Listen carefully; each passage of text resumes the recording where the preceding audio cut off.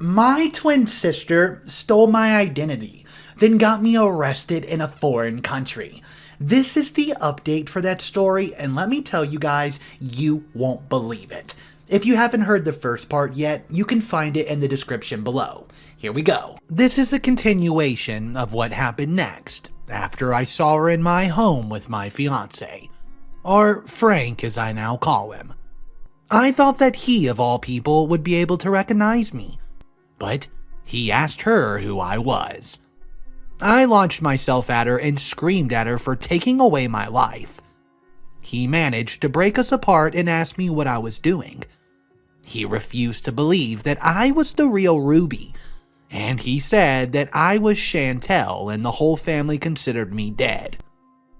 It was not a nice feeling to have someone who I loved for such a long time refuse to recognize me.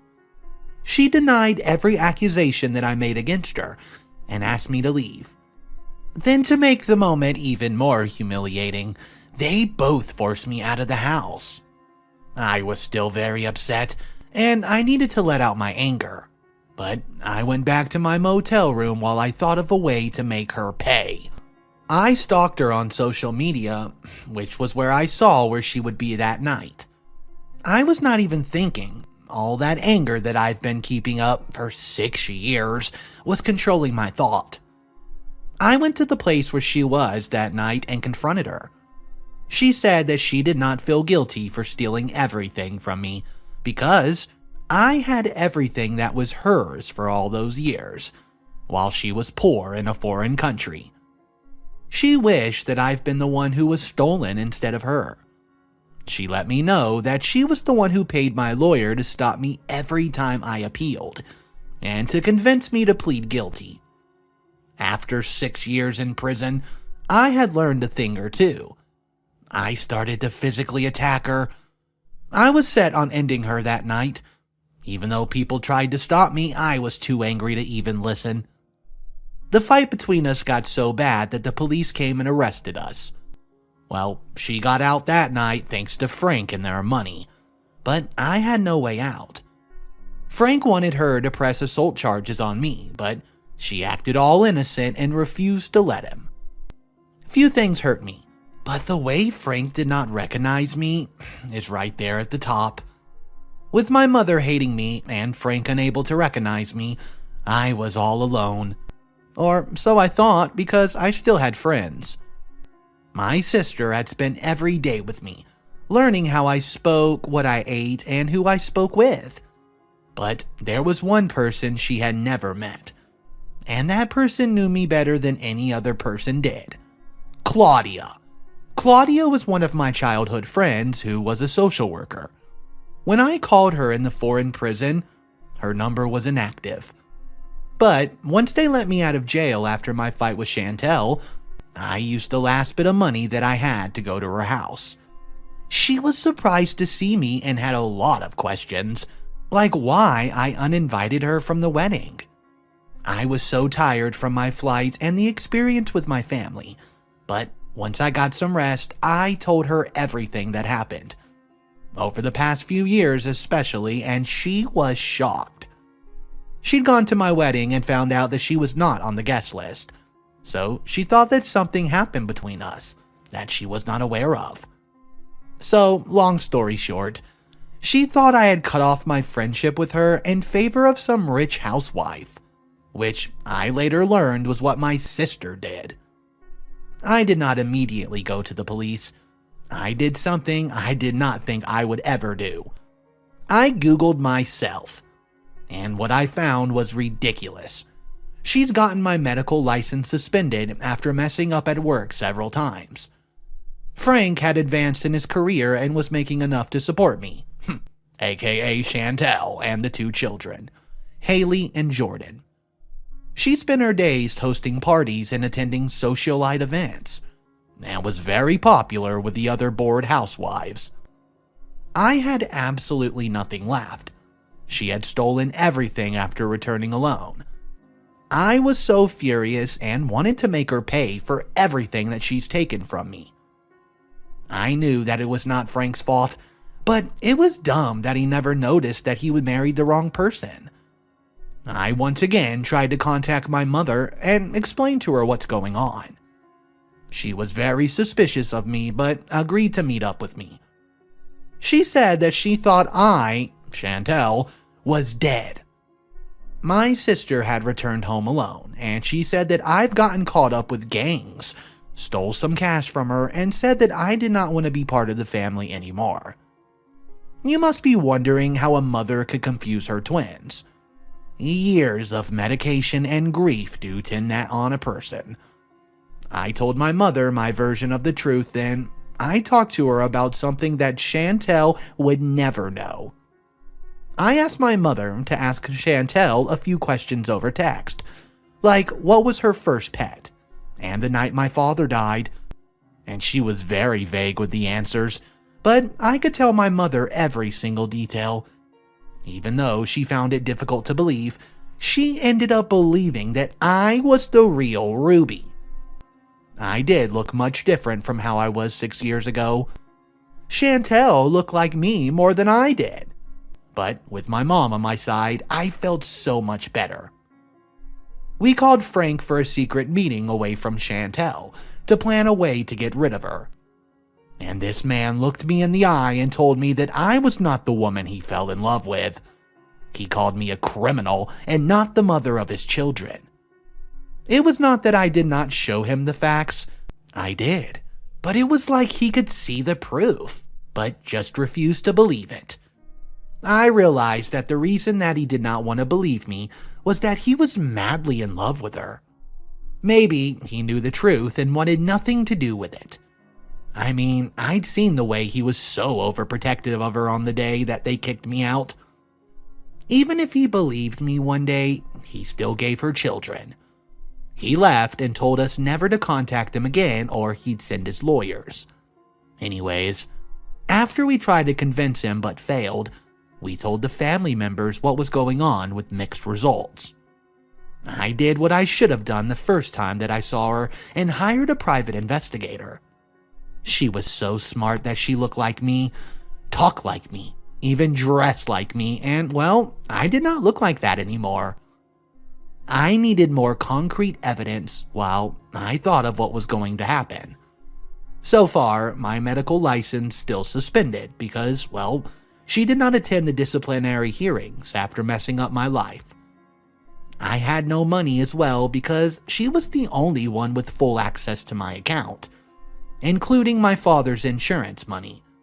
But at least I now had my mother and Claudia. The rest of the family just watched the drama for all those years. Some of them believed me, but they said they could not help me out with anything. And to top it off, my mother's fiancé were partially tied to hers. My sister had managed to worm her way into my mother's heart. She had convinced her that she was getting old and needed rest, so she could trust her with finances. Thinking it was me, as I've always been smart with money, my mother gladly started the transfer. My mother began the process of stopping the transfer of her estate and contacting my father's insurance company as well to see if there's any way to get the money back that Chantel claimed.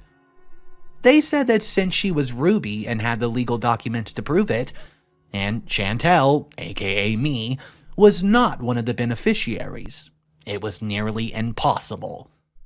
In all this, Frank supported her and wanted to hear nothing from me and my mother. As for her, she denied being Chantel to her very last breath.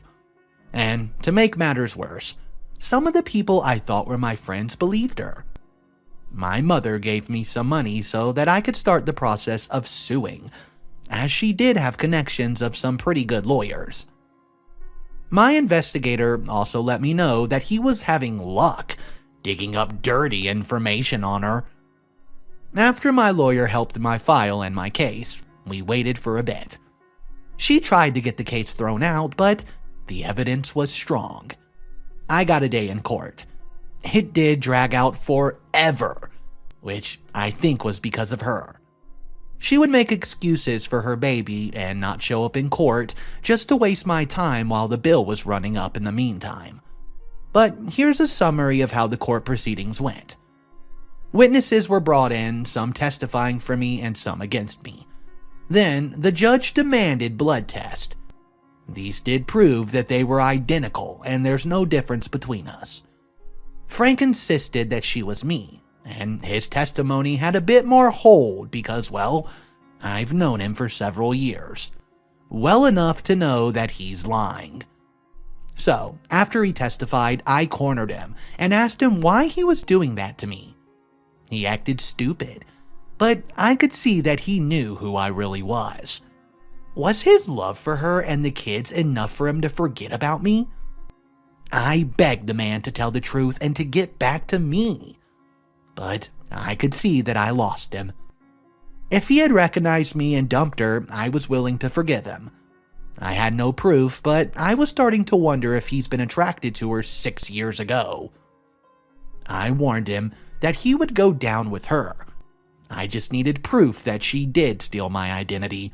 Then she could be jailed in the other country for drug trafficking. For weeks, it was pretty much a wild goose chase, and there was evidence supporting my claims as well as hers. But then, the investigator that I asked to investigate her came with some interesting news that I was thankfully allowed to submit in court. A lady matching our description had gone for a face tattoo on the day that I've gotten arrested. Even though it was not solid evidence, it was something that planted doubt in people's mind. After all, we had the same spot on the cheek. At the time, technology was making advances and they did a retina scan, fingerprint scans, and even teeth scans. They compared it to my records from many years ago. When the results came back a few days later, I did not have much hope. But one by one, they proved that I was the real Ruby, and she tried hard to impersonate me. Our fingerprints are similar, but there was a slight difference. Same with the retina scans and teeth scans that were compared to my dental records. Because of this, it was proven that I was the real one and she was a phony. I was so relieved because now I could get back everything that she stole from me. All the accounts in my name were frozen while she was sent to prison for identity theft. But that was not enough for me. I contacted the prison I was in and gave all the evidence that they had the wrong person. So after she finished her sentence, she would serve again for drug trafficking. As for me, I got an apology and some compensation for the time I spent in prison. Not only that, but I was also able to appeal the medical board, considering that it was not me who made those mistakes. And after a while, I got my license back and began to practice once more. As for Frank, now that everything's been exposed, he did not even apologize. It's funny how you can be in a relationship with someone for years, thinking that you know them. I did ask him what it was about her that made him love her. And it was that she decided to stay home and take care of the kids and let him provide. If there's one thing her betrayal did for me, it was to expose the useless man that I thought I was in love with. I just wish there were no kids involved in this, but they were his, so he could figure it out just fine. She got over 5 years in prison, and after that, she would most likely get sent back to the other country and serve for drug dealing. Her mother raised her and was also under investigation for lying that I was Chantel, even though she knew that I was not her. I could never get those 6 years of my life back, but they did bring me closer to my mother. I missed her so much when I was stuck in a foreign country with no friendly faces. I moved back with her while my fiancé were still being sorted out, and soon I was allowed to come back to work. I had a lot of apologies to make and messes to fix, all thanks to her. She had broken decade-long relationships and friendships, all in the name of ruining my life. I was so thankful to Claudia for everything she's done for me, when everyone else turned their back on me. She was the real friend. When I got my money back, I gave her money to thank her, but she refused, only asking that I donate to the center that she worked for. And with time, things did settle back down into something somewhat normal. That was until I got a phone call in the middle of the night. It was from the foreign prison, and they said I had to come there immediately. They refused to let me know what was going on. All they said was I had no choice. I was very scared and worried as to what they might have wanted from me, and whether or not I should go. Hey guys, Mr. Reddito. So I saw one little quick update for this story that was in the comment section. It turns out it was not actually the prison calling, it was that darn lawyer who's trying to open the case again on the twin sisters' command. But it got dismissed quickly after OP sent them the proper proof. And fortunately this time, they heard OP out and the lawyer lost his license. He's probably even going to face some jail time if I go there and press it further. The best way I can describe this update is karma. One simple word. I'm so glad that OP got her identity back, she got her work license back, and is somewhat on a track to be back to a normal life. Let's talk about the ex-fiancé for a second though. What a complete doormat. Guys, let me know in the comment section down below. Who was the biggest villain? Was it OP's twin sister who tried to put her in jail for life? Or was it the ex-fiancé who acted like he knew nothing? Our next story that we're going to look at involves some little bit of rocky relationship drama during OP's pregnancy. My sister-in-law, who's 23 female, is my husband's 28 male half-sister. She was the product of their mother's infidelity. His father divorced their mother when he was 12, after he found out through a paternity test she wasn't his. My father-in-law refused to have anything to do with my sister-in-law, but continued to have a relationship with my husband. Because of this, my sister-in-law is very clingy to my husband. My husband's also very protective of his sister, and generally doesn't tolerate anything negative being said about her, which is why I'm posting this here before mentioning anything to him. Okay, my husband and I bought a house last year, which has its own indoor swimming pool. My sister-in-law was super excited when she saw it, and asked if she could use it sometimes with her friend. We said it was fine as long as she gave us a notice before she just showed up. Well, her and her friend Chloe have used it many times before, but almost never when my husband's home. He's a lawyer and works long hours, and with lockdown, my husband has started to work from home. My sister-in-law asked me if she and Chloe could come over and use the pool. I told her I was uncomfortable with them coming over as I'm pregnant, and don't want to accidentally expose the baby to anything. It's risky. My sister-in-law then asked if she and Chloe quarantined for 2 weeks, would they be able to come over then? My husband said it was fine. 2 weeks later, they turned up at my house. My husband was in his office, so they go straight to the pool after making some small talk. My husband ends up coming out after an hour, and we're hanging out in the kitchen. Well, my sister-in-law walks in to get a drink, and she starts talking to my husband. Before she goes back to the pool, she says, quote, "Chloe's going to be so happy to see you." It was weird, because my husband and Chloe aren't even close. Chloe comes into the kitchen 2 minutes later and spends the rest of her time talking to my husband, until he excuses himself to go back to work. She was super giggly and smiley when she talks to him. He would say something sarcastic and she would laugh like it was the funniest joke she's ever heard. It honestly felt like she was flirting. Before she went back to the pool, she gave me this weird smirky look. Before they leave, they ask my husband if he's working from home every day of the week. He confirms he is. The next 2 weeks, they come over to the house to swim every single day. Except Chloe never gets in the water. Instead, she hangs out around the house in her bikini. She was previously wearing a one-piece if it makes it a difference. Every single day. Bikini Chloe. Whenever my husband comes out to hang around me, she quickly interrupts him and keeps him talking until he has to go back to work. I made lunch for us all, and when I excused myself to calm my husband down, My sister-in-law quickly stopped me and said, "Hey, Chloe could call him for me." They shared a look, and Chloe looked really happy when she went to get him. Chloe has also started to get touchier with my husband. She's putting her hands on his chest and arms and stands or sits really close to him. To my husband's credit, he does usually create space between them whenever she does something like this. The reason I believe my sister-in-law is in on this is because she's made a few pregnancy-related jabs at me recently.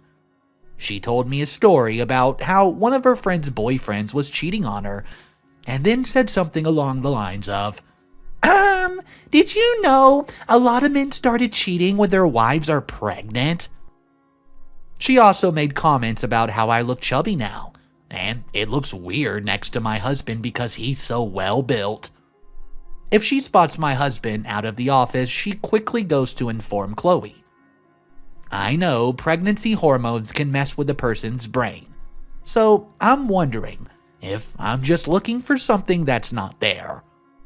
My sister-in-law sent me a text yesterday asking if they could come over to swim next week, and I really wanted to say no, but I'll know she'll whine to my husband if I do. I ideally want to have a conversation with him before then, but I'm not sure if I should mention the flirting. Am I being delusional? Hey guys, Mr. Reddito here. So, this is a sticky situation. There's a complete update on this, and I have a feeling things are about to get nuclear. Okay, here comes the update. Well, I read and reread all the comments on the original post to try and figure out how I was going to bring up the issue. Turns out I did not have to. We were watching a movie and my phone lit up with another text from my sister-in-law, telling me she was now going to be here at 1 p.m. the next day to swim with Chloe.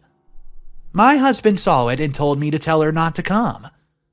This is really weird behavior, and my husband never does this because he tends to do anything to accommodate my sister-in-law, and very rarely refuses her anything.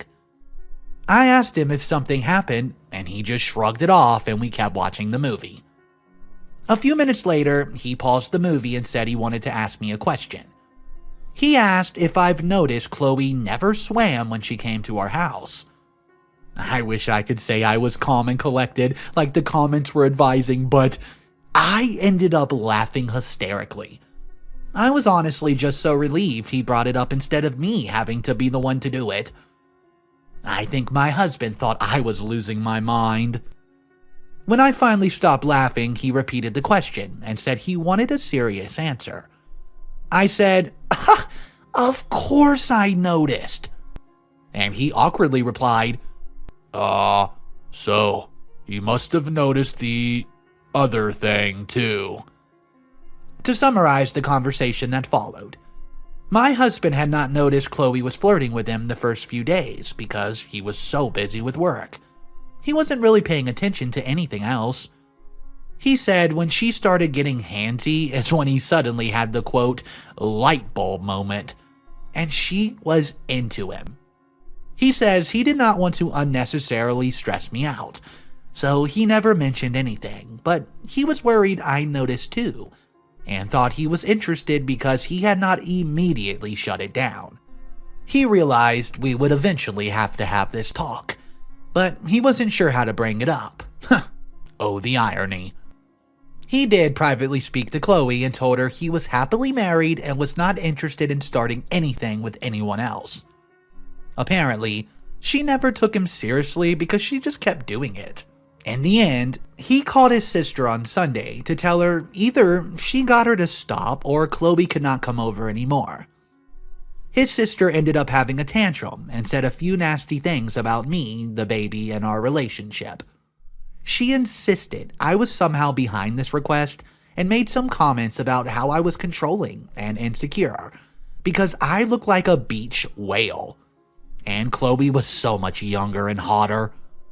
He was pretty pissed at this and said if she said something like that about me again, he would stop speaking to her and cut her off.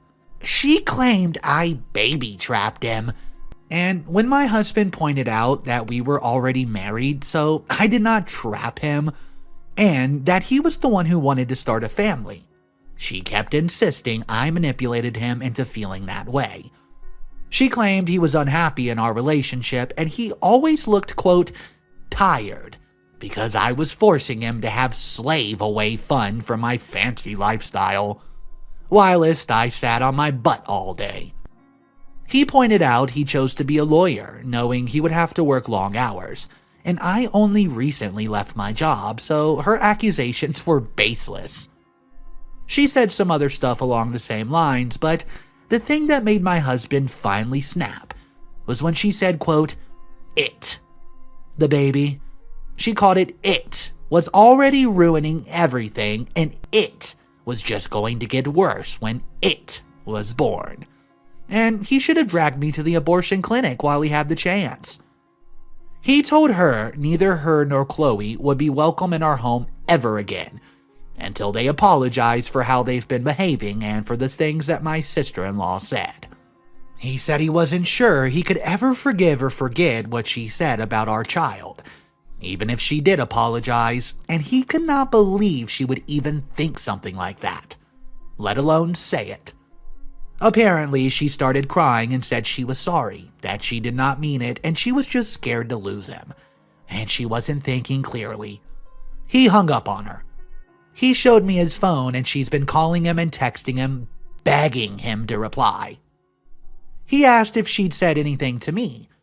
I was debating whether to say anything or not, but he kept insisting he knew she said something, and wanted to know what it was. I told him the things I mentioned in the original post, and a few other things she had said. He asked me why I never mentioned anything when she first said it, and I mentioned how he got really defensive whenever I said anything even slightly negative about his sister. And, well, he got defensive again. I pointed out he was doing it again, and after some back and forth, he admitted this. Maybe it was a little bit defensive when it came to her. But he promised to stop and wanted to make sure we could talk about anything, including his sister. He ended up mentioning wanting to try couples counseling. He said it wasn't because he thought there was something wrong with our relationship, but apparently he's been speaking to his dad a lot recently, and he mentioned one thing he regretted about his marriage with mother-in-law is that they never went to therapy until the cracks in the relationship were just too big. In his current marriage, they go, and it helps him avoid the mistakes of his first marriage. Well, I agreed, so we're probably going to try that soon.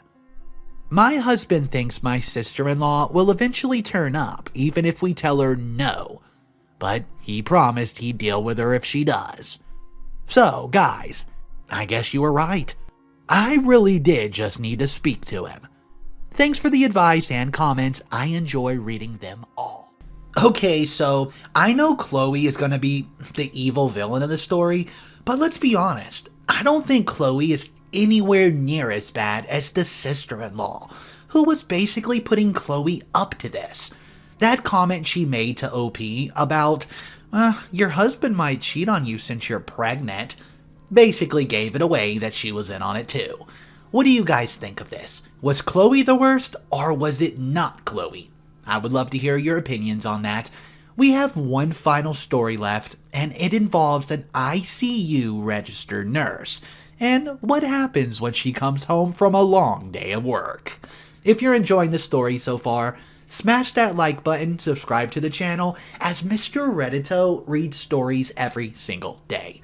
Here comes the next story, guys. I'm a 24-year-old female working as an ICU nurse, working with patients suffering from a wide variety of communicable diseases, MRSA, C. diff, COVID, etc. It's inevitable that some germs get on my clothes, so I take off my scrubs the minute I get home. I come in through the laundry room, take off my clothes down to my bra and underwear, and put the scrubs directly in the washing machine. This week, my brother, who's 30, and sister-in-law, who's 30 also, are staying at my house because their landlord decided to redo the floors at their house. It was convenient for their landlord to do these loud renovations because both my brother and sister-in-law work from home and need to be on business calls. Staying with me has helped them a lot. However, there was an issue when I came home from work the other day.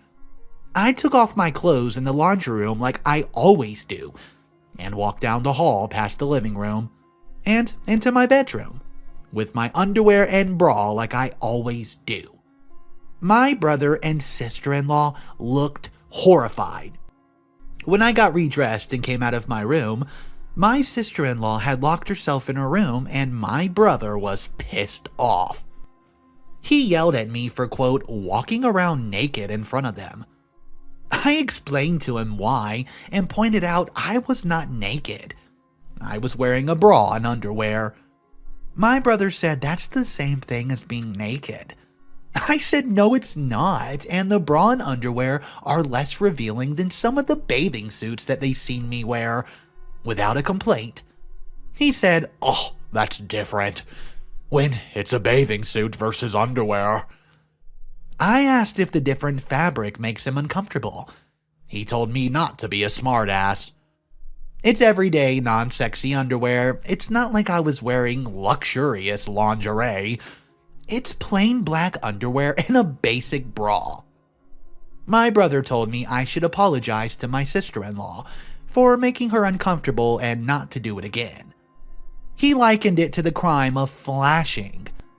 I laughed because that was the most ridiculous thing I've ever heard. There was no sexual aspect. Would he rather I spread COVID around the house? He told me to keep a change of clothes in the laundry room and just get dressed in there. I told him, "Hey bud, this is my house. I'll do what I want." He told our parents. They sided with him, saying it's too uncomfortable for a brother to see his sister in underwear. I pointed out that when we were teenagers, he would walk around the house in just boxers all the time. I was showing less skin than he was, and I actually had a reason. My brother said it's different because he's a guy. Tonight, when I get home from work, I got undressed in the laundry room and walked through the house to my room, in my bra and underwear. My brother stomped off, and sister-in-law is giving me the silent treatment. My mother is begging me to just change in the laundry room to placate them despite acknowledging that I'm not naked. It's nothing sexual. I'm the one who actually lives here, and it's a sexist societal expectation. I still think it's ridiculous, but guys, am I the a-hole? I have to say for this one, it's pretty simple to me. OP's doing her brother a favor. It's her house. I do have a question though for anyone that's a nurse or an ICU nurse specifically. For some reason, I was under the impression that you guys get the scrubs and leave them there and you have like your own laundry facility there. I have no idea what I'm talking about, but I just thought that's how it was done. So, if anyone knows the answer to that, drop it down in the comments section. I would love to know. Okay, that's all I have for you guys today, and just so you know, the last story, not the a-hole. I hope you enjoyed the content. If you did, show some love and subscribe. Have a wonderful night. Peace.